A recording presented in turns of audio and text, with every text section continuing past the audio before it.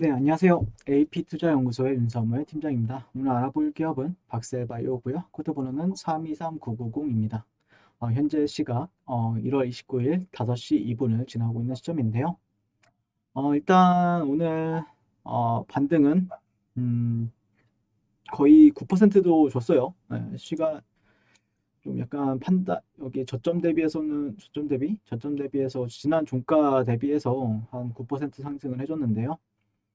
하지만 뭐 여전히 여러분들이 좀 기대하는 요인들보다는 좀 못 미치는 상승을 보였죠. 다만 오늘 좀 상승이나 아니면 주가 흐름에 있어서 일단 코스닥이 하락하는 와중에 있어서 상승을 해줬다는 점.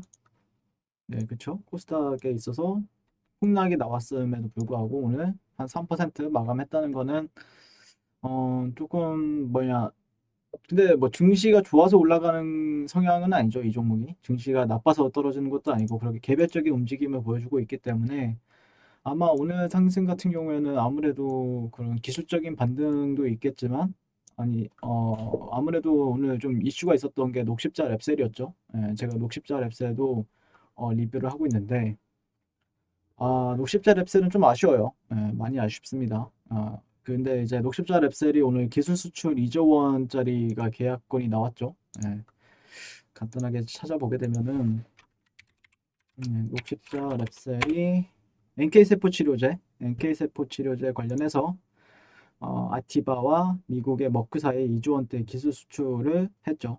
근데 이제 우리 박셀바이오 같은 경우에도 NK세포 관련해서 지금 이슈가 좀 있고, 간암 치료제 같은 경우에는 그 박스 NK라고 하죠.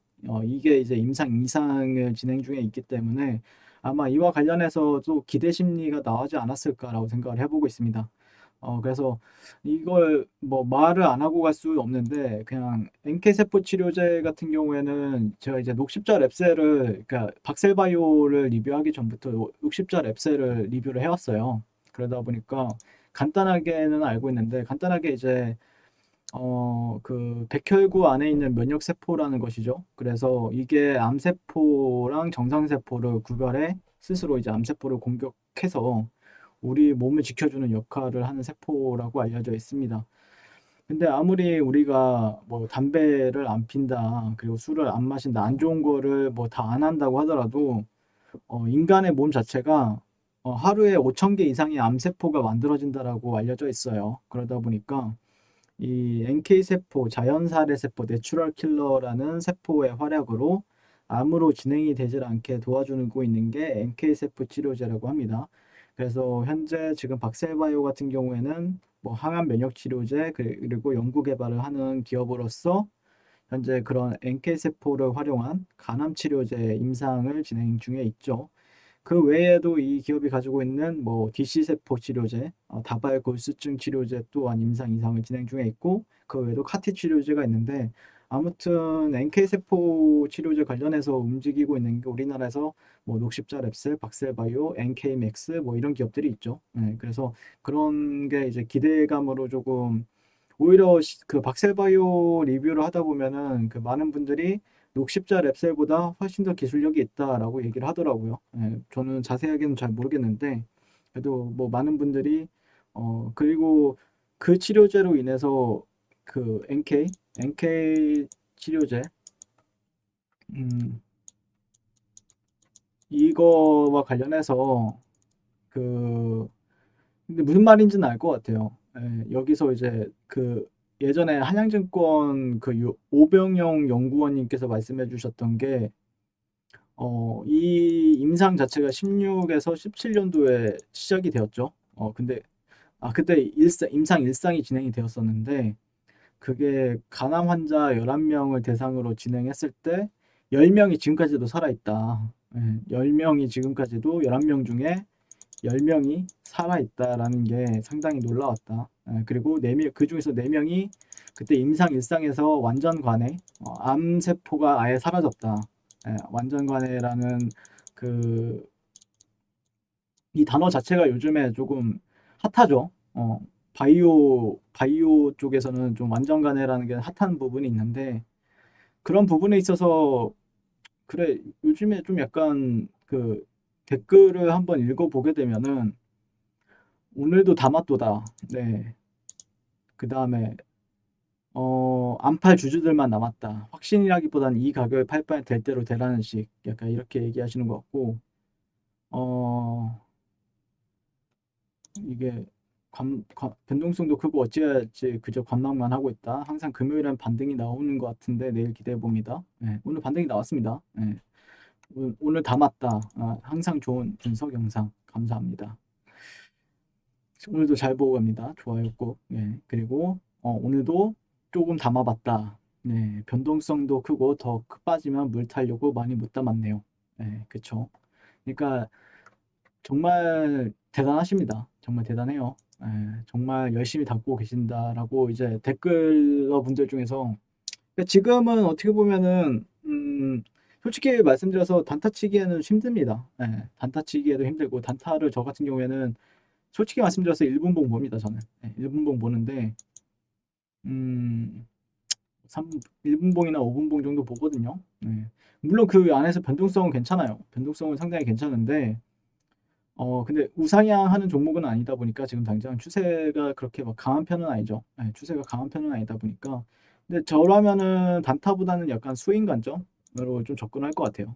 지금부터는 조금 뭐 걱정할 것도 상당히 많긴 하죠. 걱정이 될 만한 요소들도 있긴 한데 어느 정도 스윙 관점에서 접근해도 나쁘지는 않을 것 같은데 어떻게 될지 모르죠. 이게 증시가 빠지게 되면은 개인적으로 증시랑 같이 볼 필요는 없다라고 생각을 하는데 혹시나 모를 위험에 대해서 말씀을 드리면은 어쨌든 박셀바이오든 뭐 다른 종목들이 되었든 요즘 시장이 정말 미친 시장을 보여줬잖아요. 변동성도 좋고 상승 흐름에 있어서도 상당히 좋게 나왔던 종목들이 많단 말이에요. 근데 만약에 제가 팁을 하나 알려드리게 되면은 음, 이것보다는 달러 지수를 보세요, 한번. 네, 달러 지수. 만약에 달러 지수가 여기서 저는 항상 보거든요. 달러 지수는 장 시작하기 전에 항상 보고 지난 종가가 어떻게 완성이 되었나. 어쩔 수 없어요. 주식 시장이 있으면은 주식 시장이 좋아야 되려면은 지수가 좋아야 되겠죠. 네. 그리고 지수 안에 주식 개별 종목들이 있어요. 개별 종목들이 있는데 개별 종목들이 좋기 위해서는 지수가 1차적으로 버텨줘야 되고, 근데 지수가 좋기 위해서는 뭐가 필요하냐면은 달러 인덱스가 하락을 하거나 횡보를 해줘야 됩니다. 예. 네, 달러가 만약에라도 이 지금 변곡점인 오늘 만약에 이제 달러 지수 같은 경우에는 우리나라 시간으로 거의 내일 새벽까지 이제 종가가 완성이 된단 말이에요. 음. 뭐 나스닥이나 S&P가 그러는 것처럼, 네, 뭐 유로 달러나 FX 시장 같은 경우에는 그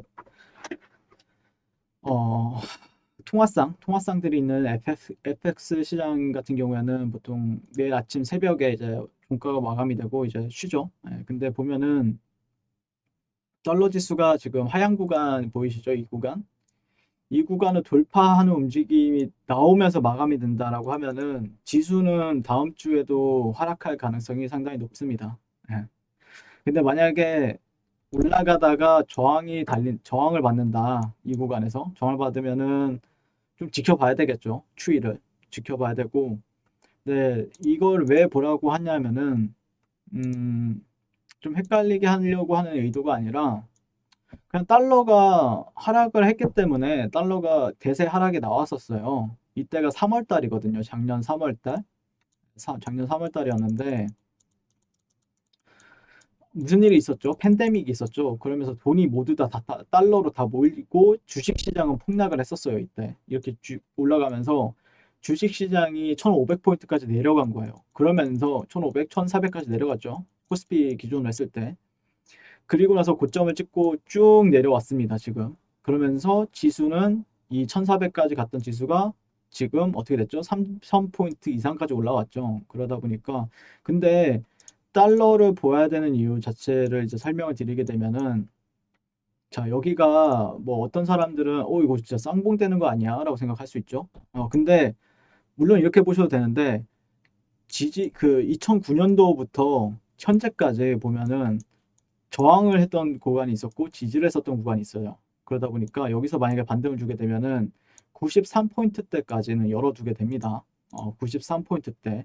그러면은 지금 증시가 빠진 이유도 달러가 결국에는 반등을 해서인데 증시가 뭐 실질적으로 어 이렇게 반등을 했죠, 달러가. 4시간이나 1시간 봉을 보면은. 근데 이 정도 반등을 했는데 이게 몇 퍼센트가 안 돼요. 달러가 반등을 한 이유를 보게 되면은 2%밖에 안 된단 말이에요. 근데 증시가 이렇게 휘청을 거립니다. 근데 만약에 여기 하얀 구간을 돌파한다. 그러면은 여기까지는 열어두면서 볼 수밖에 없어요. 그러다 보니까 증시도 오늘 좀 빠졌던 이유가 시장이 좀 빠졌던 이유에 대해서 이제 뭐 박셀바이오는 무관할 수도 있습니다. 그거 뭔 상관이야 하면서 이제 할 수도 있는데 일단 여기를 돌파할 거란 우려감이 분명히 있습니다. 그렇기 때문에 물론 연준에서는 금리를 동결한다 이렇게 얘기를 하긴 했지만 또 한편으로는 앨런 이번에 최근에 그 누구냐 바이든 행정부가 왔잖아요. 그러면서 자넷 앨런 재무부 의장께서 그쪽에서 뭔 얘기를 했냐면은 달러 방어를 하겠다. 이게 무슨 말인지 저도 모르겠어요. 아니 금리는 동결시키고 달러 방어를 하겠다라니 이게 참 재밌죠. 그래서 그런 부분을 좀 참고하시면 될 것 같고요. 그 대내외적인 이슈. 근데 이게 과연 근데 그거 무시하고 올라가 주길 바라고 있죠. 저 역시도 좀 잘 올라가 줬으면 좋겠다고 생각을 하고 있고 그런 변수는 있습니다. 변수는 있고 과연 제가 보는 관점에서는 글쎄요. 이게 그 제가 교육 자료에서 하이먼 미인스키 모델을 예전에 했었거든요. 근데 요즘에 이게 논란이 되고 있죠. 과연 이게 박셀바이오가 여기가 될 것인가 아니면은 여기가 될 것인가에 대해서 얘기하는 사람들도 많을 거란 말이죠. 많을 거라 생각합니다, 지금. 그렇기 때문에 중요한 구간인 건 맞아요.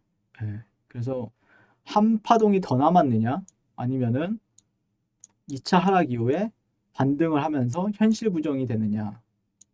근데 언론 보도 증가가 되느냐 아니면 현실 부정이 되느냐 이 기로에 서 있습니다. 그래서 만약에 그게 언론 보도 증가가 되고 열정 탐욕 환상이 되면은 그 누구냐 그 어떤 분이셨죠? 뭐 이렇게 백조 얘기하시던 분.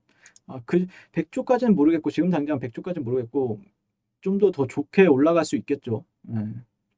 근데 여기가 되느냐? 지금 제 관점에서는 여기냐 아니면 여긴데 그럼 고점은 나왔다는 얘기고 근데 이제 이런 거는 공포 투매는 무슨 거 뭐 어떤 걸 이제 뜻하냐면은 반등을 줄 자리에서 반등이 안 나올 때가 이제 공포가 되고 투매가 됩니다.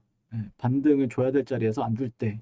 근데 반등을 줘야 될 자리에서 그나마 반등을 주고 좀 좋게 좋게 횡보를 하면서 점진적으로 이렇게 하다가 갑자기 이 직전의 고점을 높였을 때 그러면은 정말 많은 사람들이 박셀바이오에 몰빵을 하면서 이제 들어오겠죠. 돈을 쌓아 들고 와서 모든 몰빵을 다 하겠죠. 그러면은 이런 사이클이 형성이 되고요. 물론 항상 이렇게 되겠죠. 주식이라는 거는 우상향 할 주식이라고 하면은 이런 식으로 이제 하이먼 민스키가 그 행복이 있으면은 또 이제 죽었다가 다시 또 행복을 하고 이런 식으로 되겠죠. 근데 이런 사이클 하나하나가 상당히 깁니다. 그렇기 때문에 박셀바이오에 대해서 지금 바라보는 관점은 과연 이게 1차 하락 현금화 구간이고 다시 한번 더 언론 보도가 증가되면서 다시 한번 더 큰 상승이 나와주느냐 아니면은 그렇지 못하느냐에 대한 관점인데 좀 어려운 것 같아요. 어려운 것 같고 어쨌든 지금 관점에서는 어느 정도 기술적인 반등 구간이 나와줄 수 있는 시점은 맞죠. 그러기 때문에 그런 부분에 있어서 많은 분들이 또 기대를 하고 어떤 사람은 또 목표가를 지정하고 들어가는 사람들도 있을 것이고 직전 매물 때나 또 어떤 사람들은 대세 상승을 기다려보는 사람들도 있을 것인데 판단은 각자 하는 건데 좀 중요한 위치는 맞는 것 같아요. 중요한 위치는 맞는 것 같고 보통 이제 종목이 정말로 강하다라고 하면은 오늘 지난주 그리고 이번 주까지 해서 음봉이 마감이 되었죠.